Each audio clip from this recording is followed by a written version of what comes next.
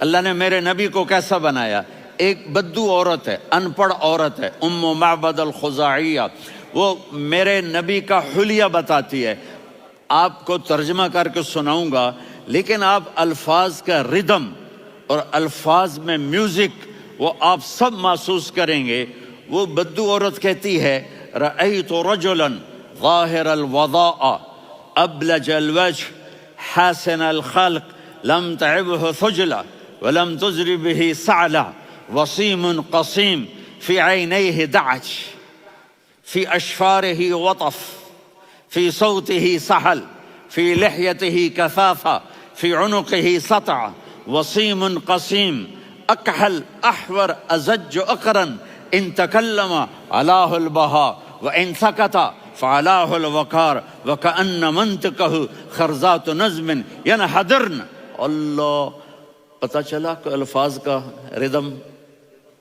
وہ کوئی بولو تو صحیح، کیا ردم ہے. اب ترجمہ سنو. وہ کہتی ہے اپنے خامند کو کہ ابو معبد، ایک شخص آیا تھا، مجھے یوں لگا جیسے 14ویں کا چاند کپڑے پہن کے زمین پہ اتر آیا ہو. سبحان اللہ، کیا انتہائی خوبصورت، انتہائی حسین و جمیل، پیٹ نکلوا نہیں کہ بدصورت ہو جائے.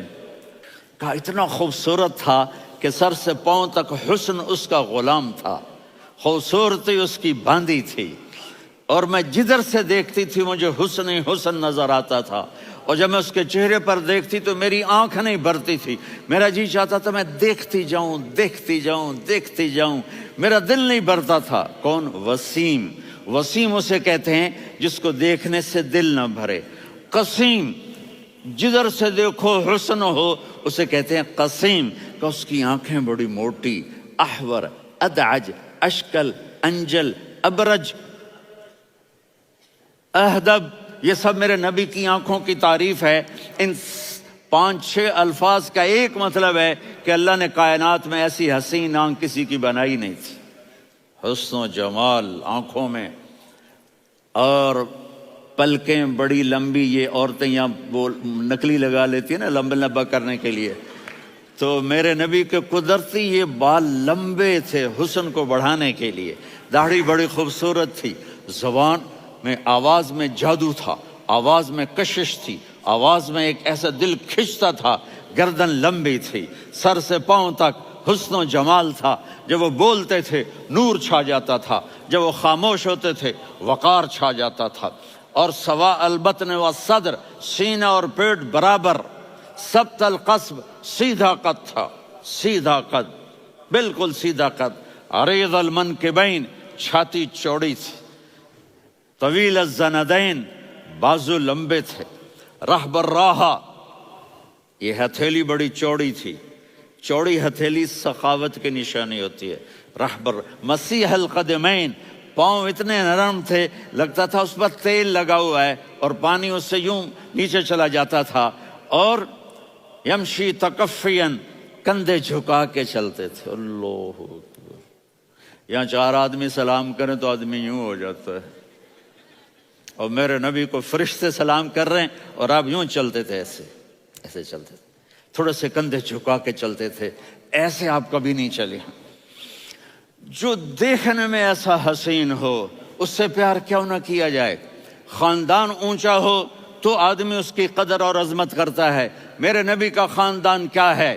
میرے نبی نے فرمایا اللہ نے آدم کی ساری اولاد سے عرب کو چنا، عرب کی ساری اولاد سے مضر کو چنا، مضر کی ساری اولاد سے قریش کو چنا، قریش کی ساری اولاد سے ہاشم کو چنا، اور ہاشم کی ساری اولاد سے اللہ نے مجھے چنا. میں سب سے اعلیٰ خاندان کا ہوں، عالی نسب ہوں. میرے اللہ نے میرے 10 نام رکھے ہیں. میں محمد، میں احمد، میں ماہی، میں حاشر، میں عاقب، میں فاتح، میں ابو القاسم، میں طٰہٰ، میں یاسین. ان سے پوچھو. میں ایک مثال دیتا ہوں.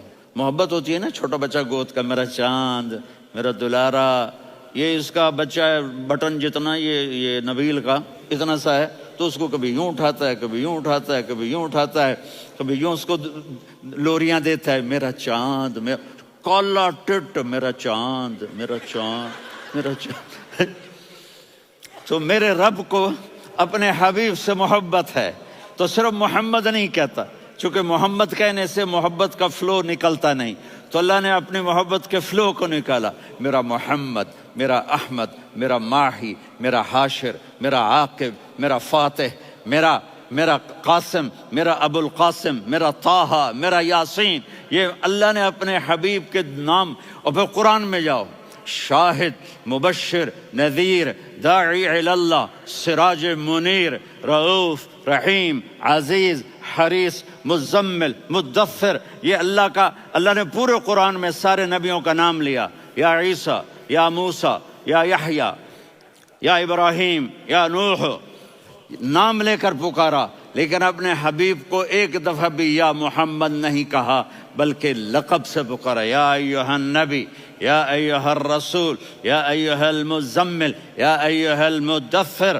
میرے رب نے اپنے حبیب کو ساری نسلوں میں سب سے عالی نسل بنایا۔ اگر اپنے نبی سے پیار نہ کریں تو کس سے پیار کریں؟